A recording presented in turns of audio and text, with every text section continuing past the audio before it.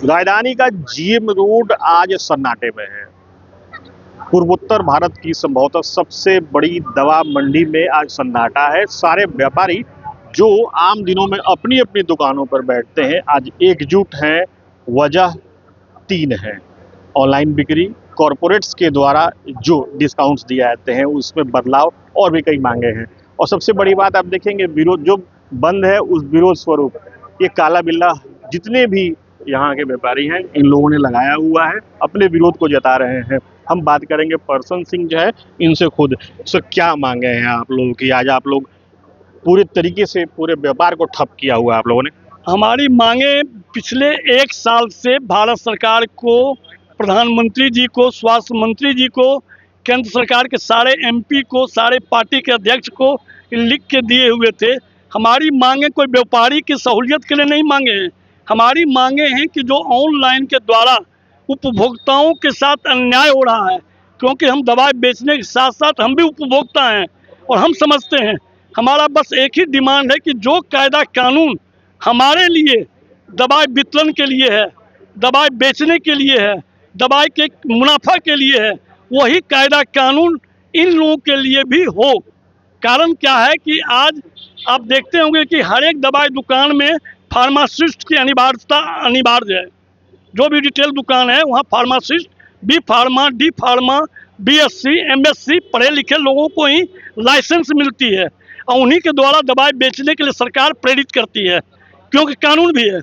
कोई भी प्रिस्क्रिप्शन पर अगर शेड्यूल H1 की दवाएं हैं, नारकोटिक की दवाएं हैं या प्रतिबंधित दवाएं हैं तो उसकी रजिस्टर हम लोग मेंटेन करते हैं, प्रिस्क्रिप्शन का फोटोकॉपी रखते हैं, ये सब मेंटेन करते हैं। लेकिन ऑनलाइन वाले के यहाँ अगर आपको नहीं विश्वास हो तो A1 के समय में कोई भी प्रिस्क्रिप्शन का आप डुप्लीकेट बना सकते हैं और वो प्रिस्क्रिप्शन आप लोड कीजिए उनको और आपको किसी भी तरह की दवाएं आपको पहुंच जाएगा। तो इसके चलते जो समाज में आज नशीली दवाओं की प्रचलन बढ़ रहा है, प्रतिबंधित दवाओं का दुरुपयोग बढ़ रहा है, जिसके चलते हमारे दवाई दुकानदार बदनाम हो रहा है। हमारा सरकार से एक ही डिमांड है कि चाहे डिस्काउंट के ऊपर, जब डिस्काउंट भारत सरकार का एनपीपी एजेंसी हम लोगों के लिए तय करती है कि आपको रिटेलर को 20% मैक्सिमम और 10% होलसेलर को, 16% रिटेलर के लिए, 8% होलसेलर के लिए, जब मैक्सिमम डिस्काउंट तय है उसी में हमारी दुकान का पूंजी, हमारे दुकान का स्टाफ खर्चा, रेंट, सारा चीज़ उसी के अंदर, वो 20% के अंदर है। तो फिर ये बड़े बड़े हाउस 30% और 40% के डिस्काउंट आप देखे होंगे टीवी पर अनुपम खेर साहब ऐसा आदमी प्रचार करते हैं, कभी कभी बड़े बड़े हीरो हीरोइन प्रचार करती है कि इतना डिस्काउंट हम दे रहे हैं। तो हमारा कहने का मतलब डिस्काउंट कहाँ से? जब आप हमारे लिए नियम तय किए हुए हैं तो ये डिस्काउंट के पीछे या तो अवैध दवाई का कारोबार हो रहा है बड़ी बड़ी कंपनियों के साथ मिलकर, और नहीं तो आप हमारी अस्तित्व को खत्म करने के लिए। एक सवाल और है पर्सन जी कि जब आपने कहा कि एक साल से आप रिकॉल कर रहे हैं, ताकीद कर रहे हैं, तो उस एक साल में कोई किसी प्रकार का जवाब आप लोगों को नहीं दिया गया? किसी तरह का जवाब यहाँ तक कि मिलने के लिए स्वास्थ्य मंत्री जी समय भी नहीं दिए हमारे संगठन को। जब हड़ताल का ये काम शुरू हुआ तो महाराष्ट्र में 5-6 दिन पहले पीयूष गोयल साहब हमारे संगठन के पदाधिकारियों को बुलाए, जिसमें हमारे राष्ट्रीय अध्यक्ष, राष्ट्रीय महासचिव उनसे बॉम्बे में भेंट किए। तो उनके पास जो वाणिज्य मंत्रालय है तो ये जो डिस्काउंट की बात है, इस डिस्काउंट पर प्रिस्क्रिप्शन लिए, प्रमाण लिए कि साहब 40% और 50%, महाराष्ट्र के लोग वहाँ प्रमाण दिए कि जो दवाई का डिस्काउंट 20% आप तय किए हुए हैं उस पर 40% डिस्काउंट कैसे? या तो दवाई नकली है या वो दवाई अवैध रूप से आया है, विदाउट कागज का आया है, तब आप उतना डिस्काउंट दे रहे हैं। तो पीयूष गोयल साहब इस बात को लिखे हमको आश्वासन दिए हैं कि हम इसको तुरंत, मतलब ये केवल महाराष्ट्र में, बिहार में ऐसा कुछ नहीं हुआ? पीयूष गोयल साहब तो केंद्र की मंत्री है। हाँ, केंद्रीय मंत्री बोले इनिशिएट महाराष्ट्र में तो लिया गया, यहाँ पे अभी तक कुछ नहीं। यहाँ पर तो केंद्र सरकार हम लोग नड्डा साहब से समय लेने की कई बार प्रयास किए हैं। हम ऑल इंडिया के वाइस प्रेसिडेंट भी हैं और ऑल इंडिया से कई बार प्रयास किया गया नड्डा साहब से, लेकिन नड्डा साहब अभी तक समय नहीं दिया हम लोग से बात करने के लिए। अच्छा, एक सवाल ये है कि ये जितनी दुकानें हैं, सैकड़ों की संख्या में दुकानें हैं, अमूमन जो जानकारी मेरे पास है प्रतिदिन 10 से 12 करोड़ का बिजनेस यहाँ पे होता है, तो वो तो बिजनेस आप लोगों का एक दिन का ठप हो गया। लेकिन कुछ मरीज भी मुझे मिले हैं, बहुत परेशान हैं, तो उनके लिए कुछ आप लोगों ने सोचा?